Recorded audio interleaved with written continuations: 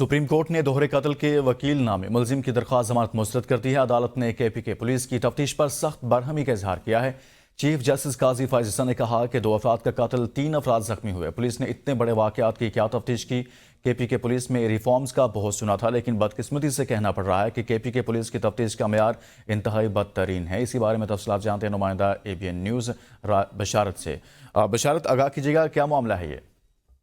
Chief justice काजी फायज साहब की सरबराही में 3 रुकनी बेंच ने दोहरे अफराद के कातिल की वकील अमीर जो मुलजम था उसके केस की दरख्वास्त हमारे पास समाअत की है। तो अदालत ने KP की पुलिस की तफ्तीश नाकस तफ्तीश पर सख्त बरहमी का इजहार किया है।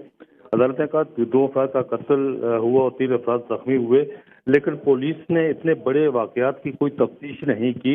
ये चीफ जस्टिस का कहना था कि उन्होंने ये भी कहा कि KP की पुलिस ने रिफॉर्म्स का बहुत सुना था। KP की पुलिस की तफ्तीश का मेयार इंतहाई बदतरीन और नाकस है। कहा जा रहा था कि KP की पुलिस में इस्लाहत हुई है, कहाँ है वो इस्लाहत? चीफ जस्टिस उन्होंने कहा कि कहाँ खैबर पख्तूनख्वा में पुलिस में रिफॉर्म्स हुई है। पुलिस ने जख्मियों के बयानात भी रिकॉर्ड नहीं किए। अदालत ने ट्रायल कोर्ट का केस का इल्तवा के बगैर फैसला करने की हिदायत कर दी और जी अदालत ठीक, ने बहुत शुक्रिया। बशारत राजा आगाह कर रहे थे।